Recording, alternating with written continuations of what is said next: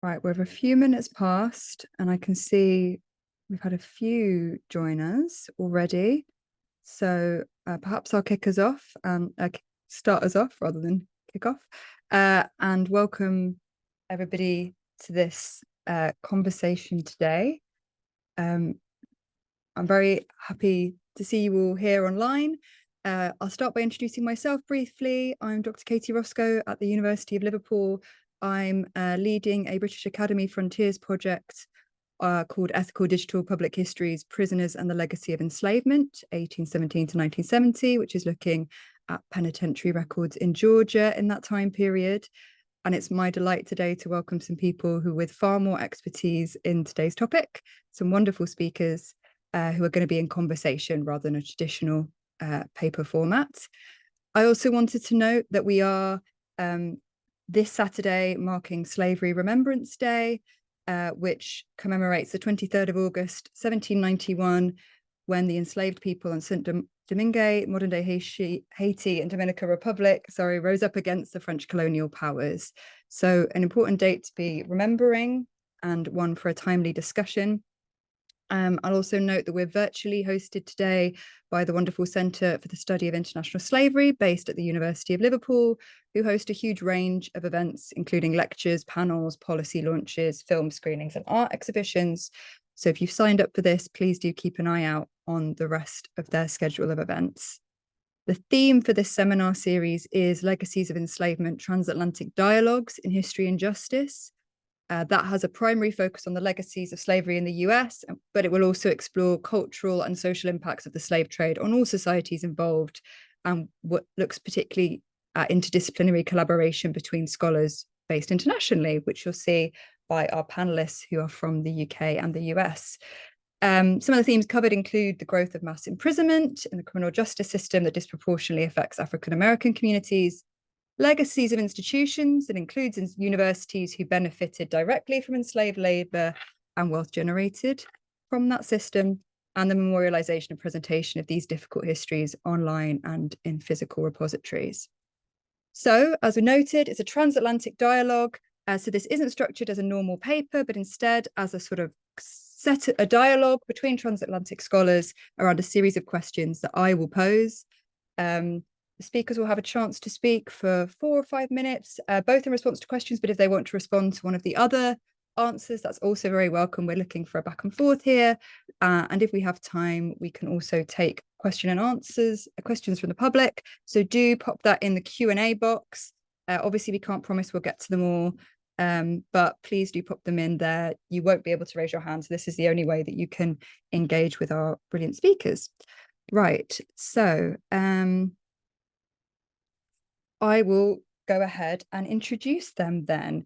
So we are going to start with Dr. Stephen Kenny, who's a senior lecturer in 19th and 20th century North American history at the University of Liverpool, who's published widely on the subjects of slavery, racism, health, and medicine in a number of journals, including the Journal of Public Health, to name but one, and has also appeared in various media, including WWNO, New Orleans Public Radio.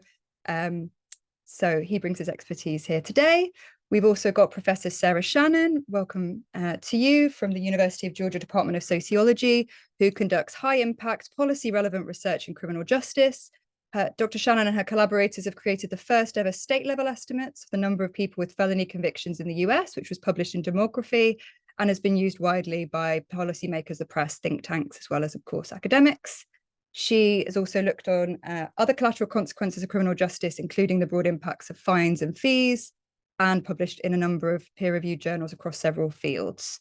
Prior to academia, she worked in the non-factor sector with justice-involved people. So welcome, Professor Shannon. And last, but very much not least, is Professor George Daniels, who's joining us from the University of Alabama. Professor Daniels is a former television news producer turned mass media scholar who's been teaching news writing and reporting since 2003.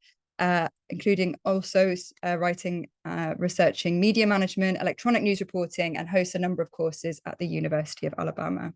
So hopefully any errors in those bios are my own, but I will start by posing you some questions that I handily have not put in the same document as everything else, which is wonderful. Apologies for that. I've been looking after my toddler all day, so clearly my mind is not entirely with it. I don't suppose you have it to hand, Liam. Well, Katie, while you're looking for that document, Thank you. I'm so sorry. let me just say, as a TV guy, I am delighted to have an opportunity to engage with my colleagues at other institutions on the topic of the peculiar institution we know as slavery, but more importantly, how we talk about that in 2025, not only in the United States, but around the world. And I am so excited to have an opportunity to share some of the things we're doing here at the University of Alabama, but also to find out what's happening at my beloved University of Georgia, since I have 2 degrees from the University of Georgia in my training as a scholar in mass communication. But also to see how what we're doing in sociology and criminal justice and mass communication kind of overlap. I think that's going to be a great opportunity today. Thank you so much, George. And thank you for responding. And apologies again for that slow start from me. My first question actually was, how did your research speak to the interconnections between race, crime, medicine, media, and crime, which I think George has already touched on brilliantly. So he's read my mind here. So how did your research speak to those interconnections? And I wonder if I could invite Sarah or Stephen to start there.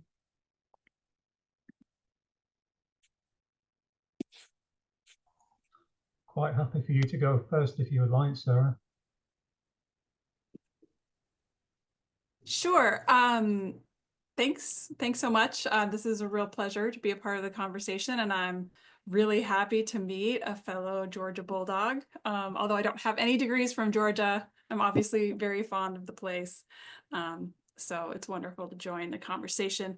So, I mean, my research speaks largely to what we generally call collateral consequences of criminal convictions. Especially I focused on felony convictions, and as part of that, incarceration obviously is one of the primary penalties, formal penalties that people face. But as I think many of us know, there are many other informal and sort of hidden penalties that come with criminal convictions and incarceration. So my work has covered a number of those collateral consequences, including, fines and fees and the ways that really impacts people's lives on a number of dimensions, but also voting rights, as well as today's topic, related to health and access to healthcare and the spread of disease and things along those lines. So a lot of my work in this area has been looking at the state level within the United States context. So thanks for mentioning the estimates that we created of the number of people with felony convictions across the US. We obviously did those to the extent that we could with the available data along several different demographic characteristics, including race, and our numbers there are often used to kind of, especially to highlight the disproportionate effect that these consequences have, especially for Black men. And so that's really where kind of the intersection of my work comes together with these topics today. Thank you so much, Sarah. Stephen, yeah, jump in. You don't need me. Yeah, I'll jump in. I should say I've got connections to Georgia and Alabama. I used to live in the States, lived in South Carolina, Memphis, and New Orleans. I taught at UGA in the summer in 2012, Olympic year, which was wonderful. And been on some other visits, research-related visits. And in Alabama, nothing has impressed me more in terms of public history and all-round high-quality research than the work of the Equal Justice Initiative in Montgomery, as well as the most recent, profoundly important developments in terms of public history through the Mothers of Gynecology Monument. And the real thing that blows my mind, and I'll say a little bit more about that in relation to my topic area, which is medical racism, the wonderful arts practitioner, historian, heritage tour operator Michelle Browder, who flipped the script on Sims's downtown private hospital and office by turning that into a women's health centre, or that is the promise, which is amazing.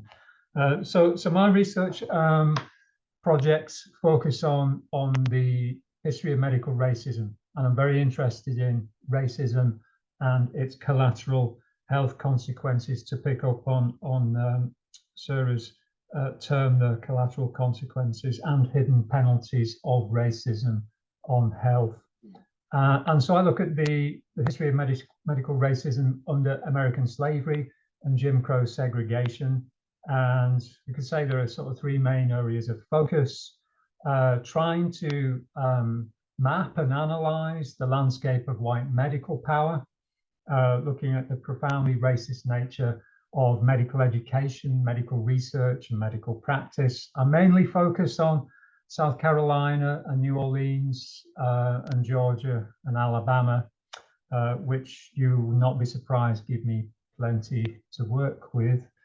And I'm interested in the long run of this history. So more recently, I've turned to Liverpool and transatlantic slavery, and the story of the first Liverpool infirmary, founded in 1749 on the back of slave trading money, which is also a point of origin for racial science, one of the worst instances of racial science we could come across. And I unpack this in different ways across a number of different ongoing projects. One project really important to me, which uses a trauma-informed, healing-centered approach. At the heart of it is looking at, it's called New Visions of Black Health, and it's trying to reinterpret Liverpool's founding historic institutions, in particular those concerned with medicine and welfare, to tell untold stories of that past in relation to medical racism, and there are plenty of untold stories to recover there. I've got a long-running book project that I must kill off while I've still got time, years left in me, which looks at racism, power, and the culture of medicine under American slavery. And then I've still got an appetite to dig into what I think is important untold stories around the history of James Marion Sims, the infamous surgeon, enslaver, slave trader, who pioneered his medical research on the bodies of enslaved infants and women and men. Very controversial figure, still ongoingly.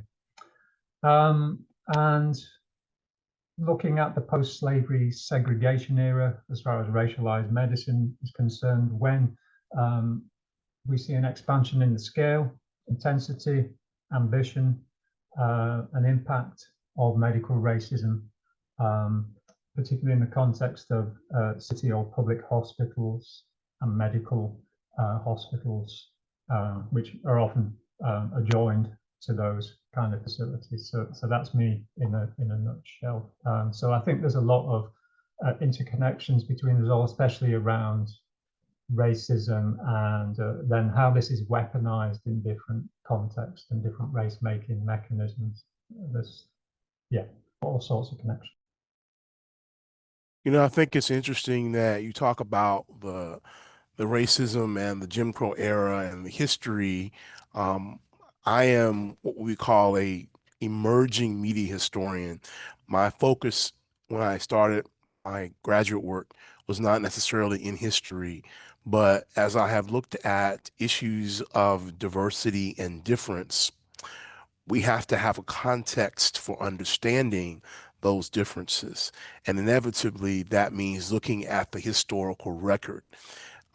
In mass communication, we are studying mass media messages, either the messengers, which is much of what I focus on, the education of those messengers, or the effects of those messages.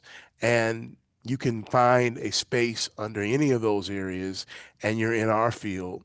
But when we start really understanding how the lived experiences of those formerly enslaved play out in the media, we see connections to that institution. And here in the state of Alabama, we're having an interesting conversation about just how much we should be talking about this institution called slavery in our classes. how much should the research that you two are doing, especially Stephen, what you're doing, should even be a part of what is in the syllabus or in the module, as you all say in the UK?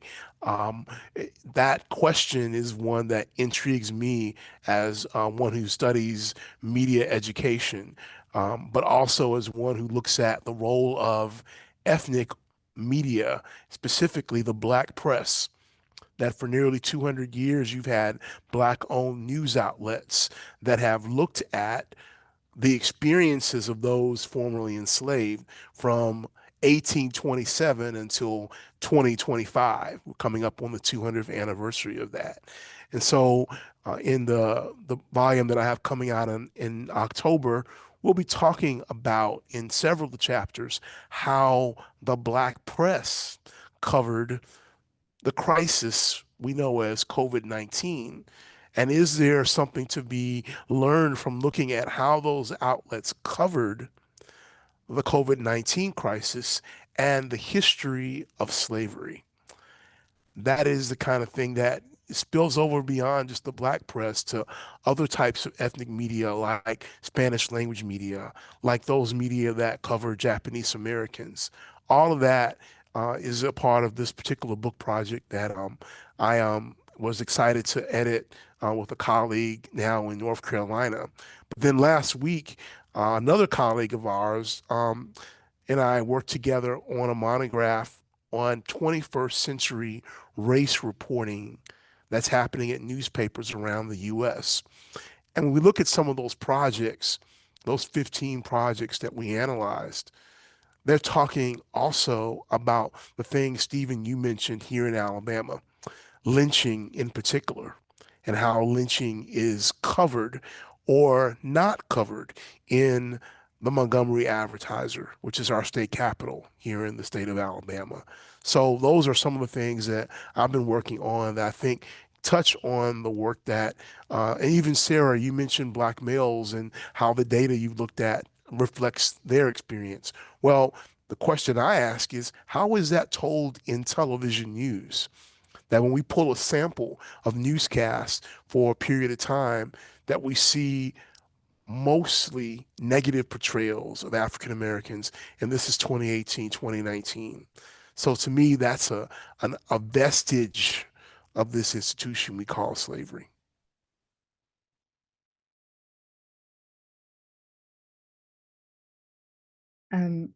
Absolutely. It's great to hear how we're drawing out the interconnections already, only at the beginning. And I suppose something that I picked up on in what you all said, you use different ways of framing it, but you talked about, George, about this vestige of the institution we call slavery. We've talked about weaponization of race-making mechanisms. That's what you said, Stephen. And it strikes me that we're talking in different ways about visibility, and these different ways in which we can make this history visible. We've talked about the schoolrooms. We've talked about, Stephen, you mentioned an institution, a medical institution. How can we broaden our understandings of some of these vestiges of slavery? Are only certain kinds visible?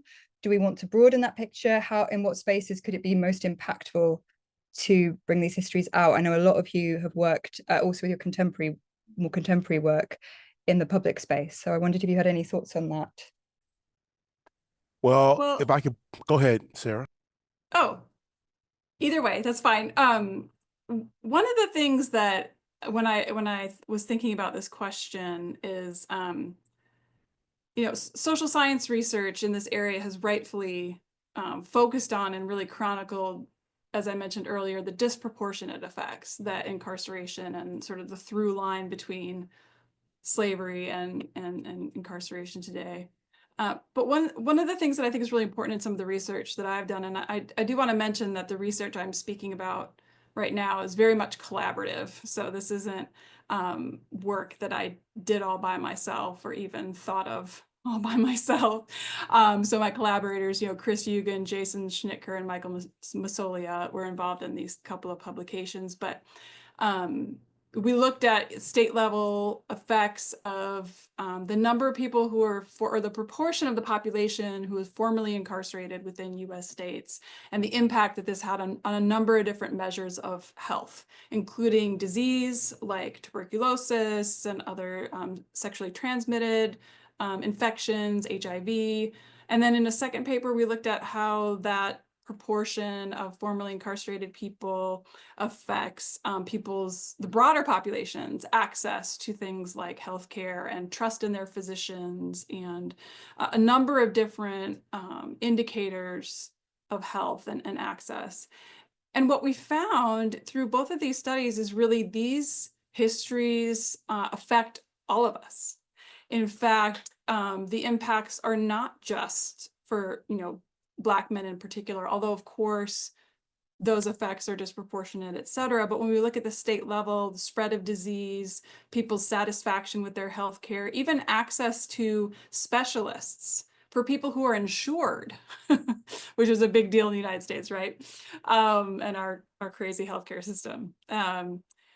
It affects people that seem far flung from these histories, white people, women, so I think one of the things in terms of the visibility and the narratives that we tell is really to understand that that these legacies and the ways that they're operating today through our systems of criminal punishment are actually impacting all of us, and people who may seem like this has nothing to do with them.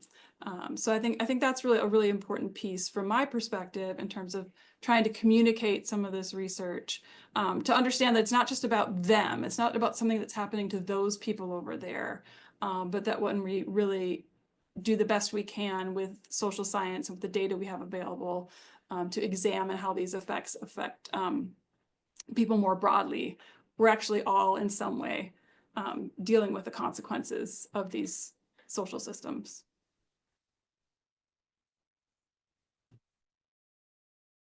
Well, one of the ways that we in our country have been talking about that is through the legislation that has been initiated, quite honestly, from the White House. And I think in the UK, you guys know what the White House is like. It's number 10 Downing Street, the things that are happening when it comes to policies and spending expose differences, expose barriers, expose disparities when it comes to health. And so most recently, we had the quote, big, beautiful bill.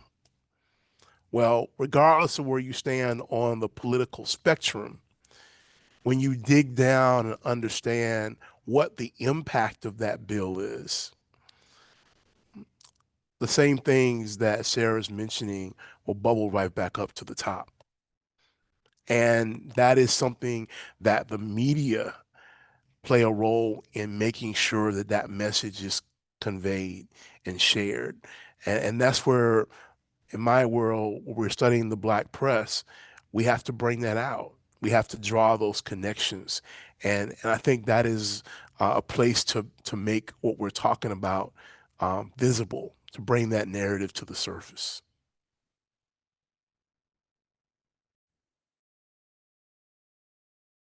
I'm curious, George, you mentioned your most recent project is around COVID-19, or one of your, I'm sure you've got many projects.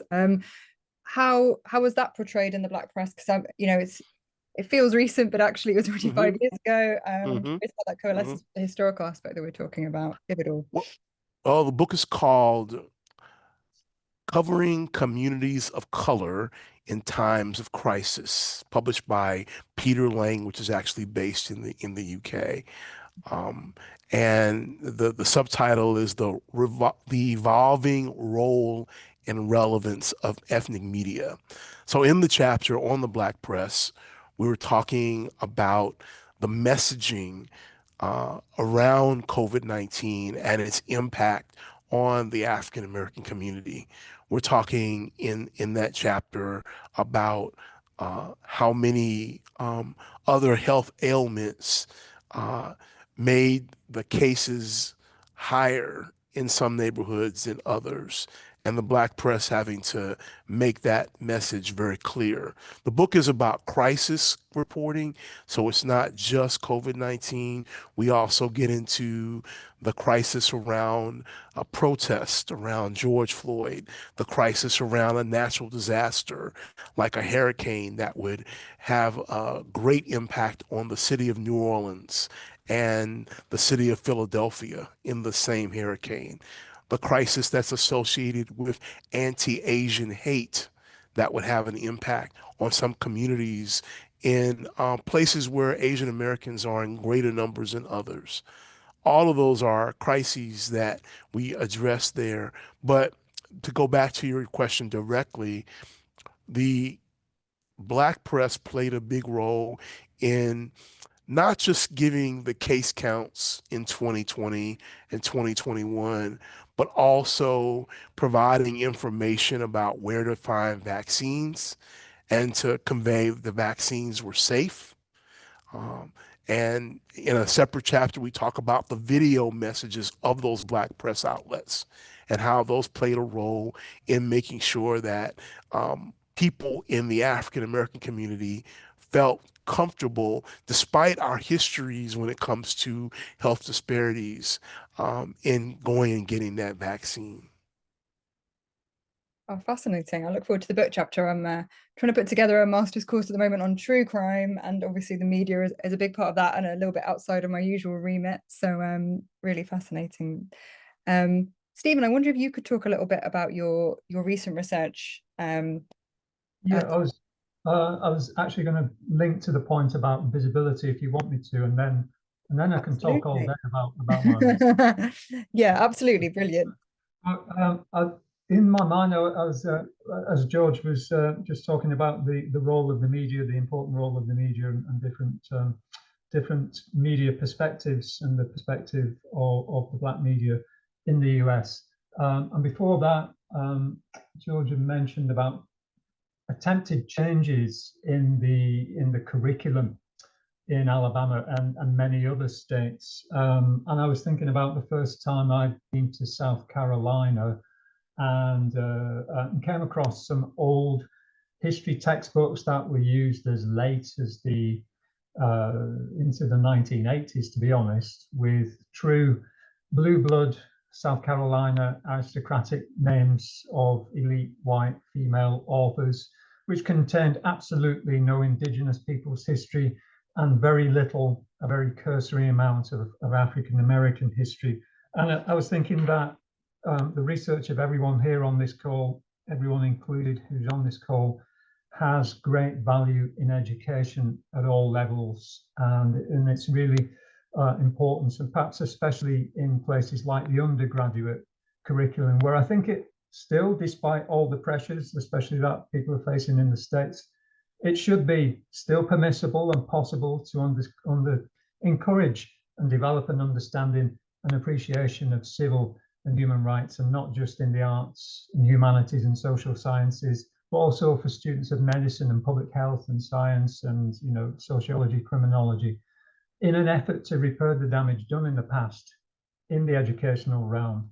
For example, and we can see it here in Liverpool, when organizations such as the Eugenics Education Society had an influence over curriculum content across disciplines and at different levels of public education.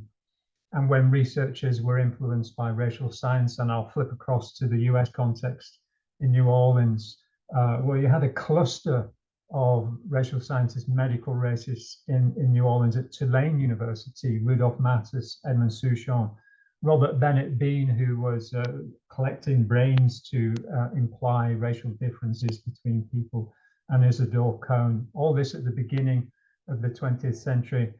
And they left more than a problematic imprint on research and education in what was already a very thoroughly segregated world of medicine.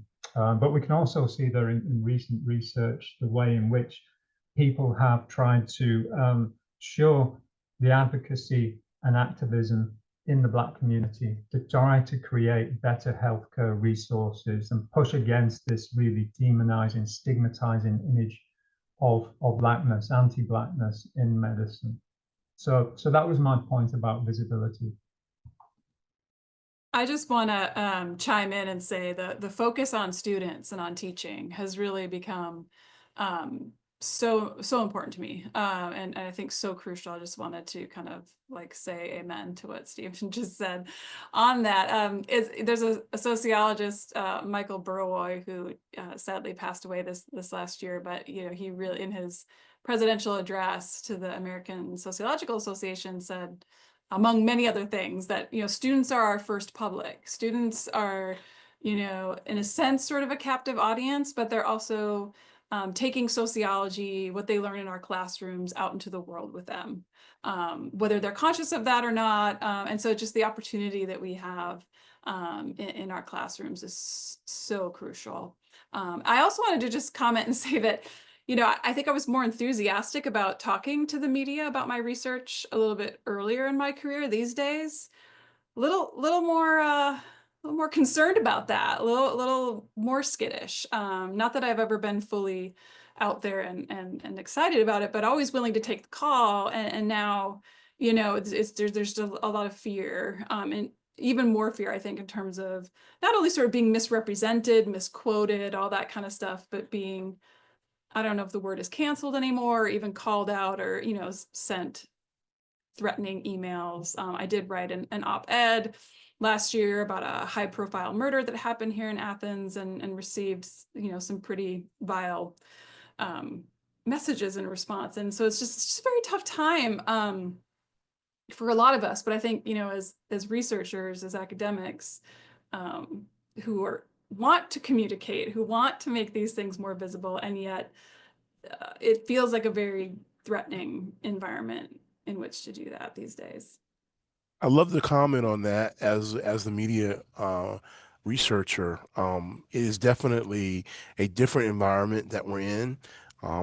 And one of the things that what I've been trying to do personally is acknowledge that change and try to make my colleagues comfortable with doing their work, even if they're maybe not as promotional about that work in this environment. But especially among our PhD students and those who are coming into this area of work, to affirm this is important research. You need to be involved in it, whether you're in sociology or and you're studying health disparities or psychology or journalism and mass communication. Don't avoid the work because you are afraid of what people will say about it. Do it. Even if funding might be less plentiful, do it, and recognize that the political environment that we're in right now is not permanent. I tell my students, and we'll repeat this with a new class in 48 hours from now. Anytime you do anything related to diversity or difference, it's personal, it's political, and it's constantly changing. And so we as scholars have to be pragmatic about our level of ability to deal with the negative attacks. I guess an attack is positive, but the negative feedback, but at the same time remain true to doing the scholarship because it is so important. And um, stick together and utilize forums like this to get out our message. And at the same time, empower our students to continue to learn about these issues.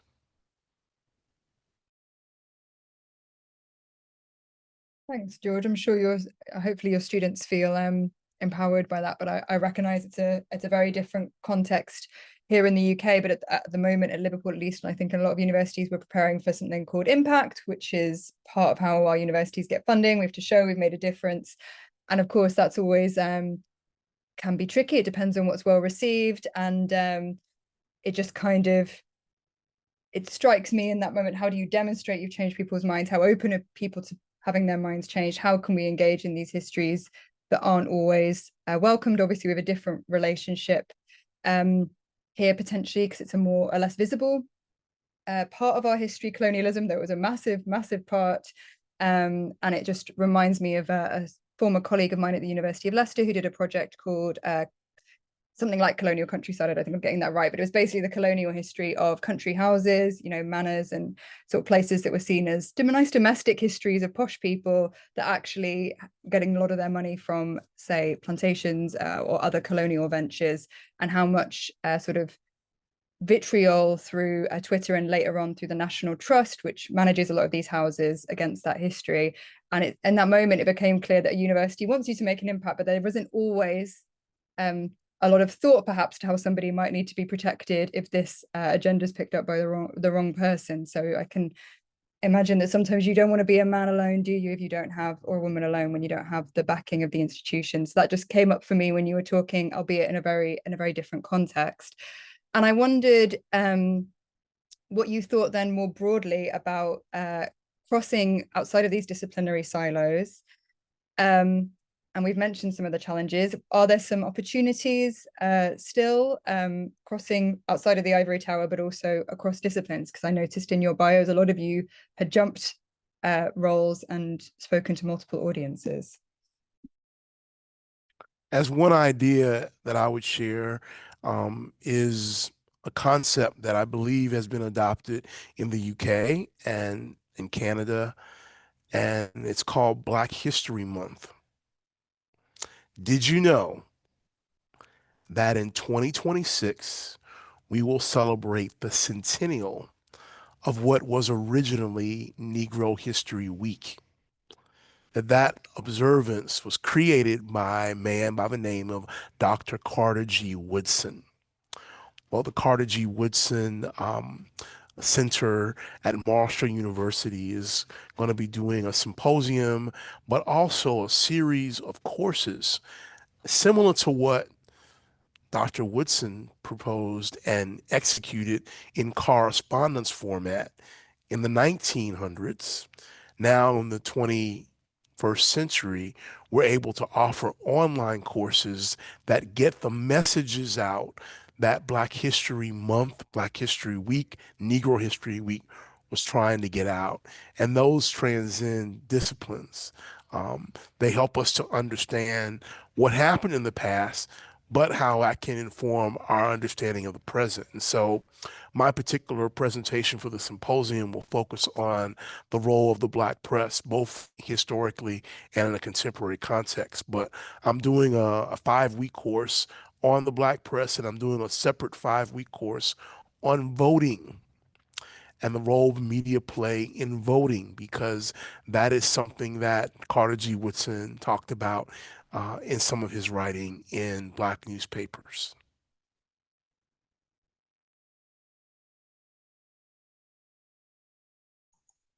Okay, that all sounds really exciting, George, and that's a good reminder of such a really positive and affirming initiative the 100 years ago. So that's brilliant. One of the most exciting and equally challenging interdisciplinary and participatory research projects, and by participatory I mean collaborative and co-productive, that I've been involved in, is a current initiative with colleagues here at the university in a different department, in the politics department.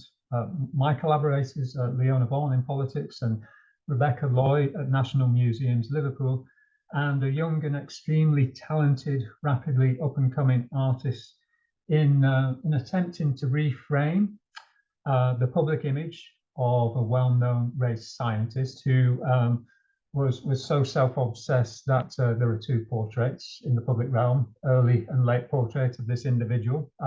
Named, I'll come back to your mention of the White House, George.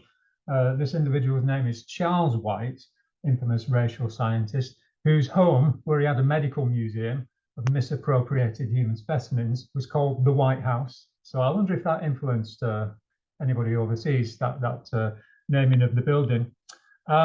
But how do you reframe the image of an individual like that, a well-known race scientist, and try to reimagine the lives and the experiences of those people who use this data as research subjects and do so in a way that isn't, you know, he used these people who he intervened and interfered with at the Liverpool infirmary complex in the 1790s in very cruel and abusive ways.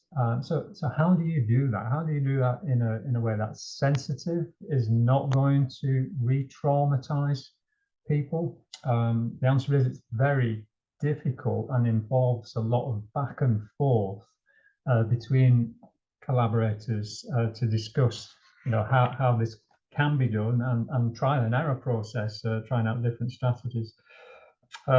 So without giving away the whole farm, because the big reveal is going to be at British Science Festival on Saturday, September 13th, alongside a talk by a prominent scholar in this area of medical racism, Annabelle Solarimo.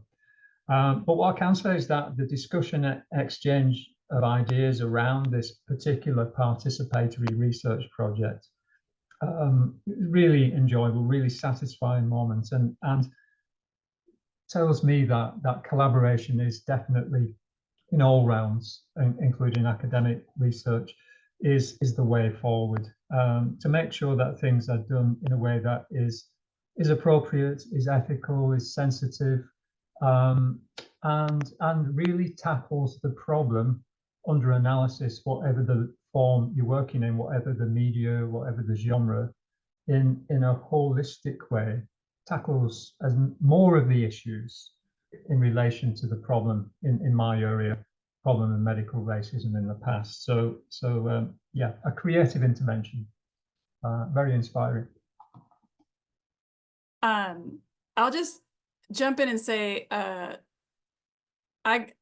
you mentioned in my bio that prior to being an academic, I worked in the nonprofit sector, and my work ended up involving helping people with criminal records find jobs, which is a very big challenge. So it's always been, this work has always been really real to me in terms of understanding how these collateral consequences, how these legacies, these histories are impacting real people today. So I think one of the most heartening things for me, again, being a part of this collaborative research with, you know, some of the wonderful folks I mentioned earlier, as well as others, and particularly in the realm of voting rights. So George, I really want to follow up with you and hear more about your work in this area. But you know, in generating estimates every 4 years, we do this in collaboration with the Sentencing Project out of Washington, D.C. to enumerate or estimate the number of people in U.S. states who are disenfranchised by virtue of a felony conviction. And those numbers are very frequently used, not only by the press, but also by activists, and especially more and more in recent years, people who are directly impacted by incarceration and by our criminal legal system in the United States. And, you know, one high profile person that stands out is Desmond Meade in Florida, the executive director of the Florida Rights Restoration Coalition. Florida was, still is, but, you know, is a big player in the disenfranchisement realm. But because these activists who themselves have been directly impacted, who built, you know, like bipartisan support for reform and change, you know, there's hundreds of thousands of people who are now eligible to vote, not only in Florida, but in other US states. There are activists working in the Deep South here in places like Mississippi and other spots that you might think of as sort of being, you know, hopeless in this regard. But people are really taking this research, these numbers, these estimates, and putting them to work and bringing about change, and doing that from their own place of lived experience and that kind of expertise that I don't have.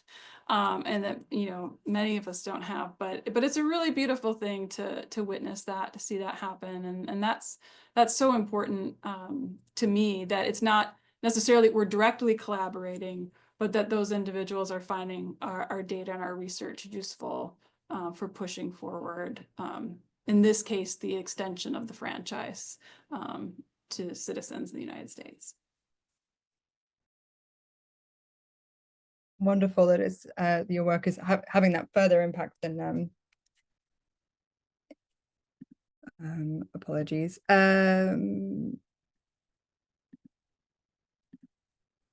As you're getting ready for the next question, Stephen I wanted to pick up on your collaboration with the Department of Politics. Um, I had the pleasure of working with a faculty member in the Department of Politics now 3 years ago, and that was to develop a course that we offered through what's called collaborative online international learning. And that gets our students involved in learning in both classes in two different countries. They work together on a project. And then in this particular case, we took it to the extreme. We had weekly class meetings that were live, and then the presentations involved the students in our classes where they were sharing what they learned working with their colleagues in the other country. And the course was around the topic of racial justice or injustice. And I thought it was a unique opportunity to draw on the expertise of those who study politics in the UK, and in this case, me studying the media in the US. So I think that's another example of how the collaboration can be an extension of our research, in this case, into our teaching.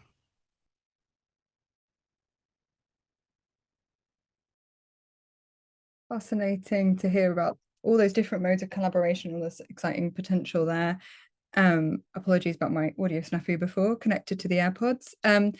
I've got one more question, but in the meantime, I would encourage if any of our listeners, attendees want to post any questions, we do have the Q&A function, and I'm happy to pose them on your behalf. So I'll give people a little bit of time and I'll ask a question in the meantime, but please do fill that in there. All of your work has spoken in different ways, and it's come up before in our conversation about how African Americans have became or become subjects in various ways of news reports, of statistics, of medical treatises. And I suppose I wondered how you, as researchers, approach that representation or honouring of personhood in systems that are often by design depersonalising, dehumanising. And then it's come up a little bit already, but I wonder if you could expand a bit more on how you approach that yourself as researchers. Yeah, I could say a few examples of the source types that make plain the dehumanization and depersonalization of enslaved, trafficked, or racially oppressed and segregated African Americans, or worse, including racialization and all that entails. Some sources that are indeed very typical in this respect that I've used are so-called, what they were known as in the past, slave hospital records. And here I've looked, for example, at hospitals in big slave trading hubs like Toro Infirmary in New Orleans, where almost 50% of the identifiable clients to the hospital were known slave traders. Other source types, again, that reduce people to little more than, give no sense of their lives, just again to data, research data, or resources to be used for medical education and research would include medical college circulars and advertisements, where there's an invitation to join these institutions because of access that you get to human bodies for anatomical training. And in the case of the Medical University of South Carolina, not hiding the fact that they just use bodies from the African American population so as not to cause any disturbance to the white community. And so that's published in the newspapers. Also published case reports in medical journals featuring Black patients and research subjects used in experimental activities. So all of these pose great challenges in trying to recover something of the lives and the experiences of the people who were so depicted in that kind of white authored source material, right? So how do you work against that? How do you work against that grain of white racism, of white oppression? How can you humanize subjects where you got very little information? And one very obvious strategy is to center those lives and experiences at the heart of these stories. So if I'm telling a story about medical experimentation in South Carolina in the pre-Civil War period, to focus on the experience of the enslaved person who's undergoing those trials and tribulations, right? And if there's any available information about that person's life, however minuscule it is, to try and incorporate that again to spotlight them. But increasingly, people are making use of contextualizing more thoroughly, more thickly, in order to get a sense of the broad patterns of lives and experiences, which might make the lives of the people under the spotlight representative, fitting into broader patterns. We're also using increasingly critical fabulation, as Saidiya Hartman calls it, so filling in the gaps, the erasures, the silences in the archives by reimagining in an informed way what life would have been like for those subjects. But first and foremost, to put the spotlight on the people who are being oppressed and being misused, and to tell their lives as so much more than that experience, if possible. One of the ways that I think we can bring those subjects front and center is by just getting them to tell their story. And I have been working with an archive called the History Makers for the last 3 years. It is the largest archive of African American oral histories in the world. And they are housed at the Library of Congress, but the organization, the History Makers, has been doing a lot of faculty development around teaching with these oral histories.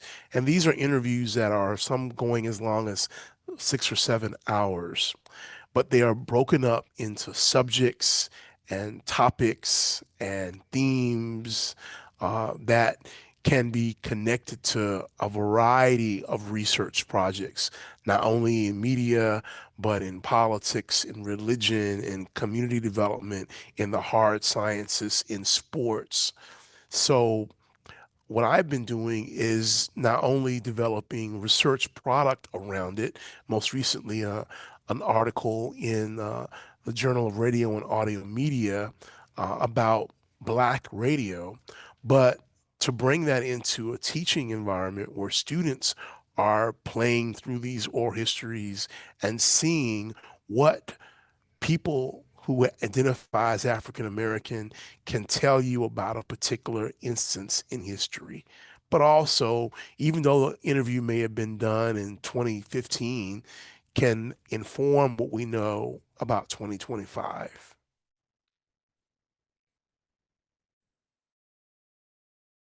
I mean, the only thing I'll just very quickly add, and it's very basic, but language matters, and how you talk about people in your work, in your writing matters. So I've moved towards that person first language, person who is formerly incarcerated. Yes, it takes up more words in my document than to say, prisoner, former prisoner. I work in the criminal justice space, so always so many different dehumanizing labels that are used for people. And so, yeah, language matters, and how we talk about other people or their stories.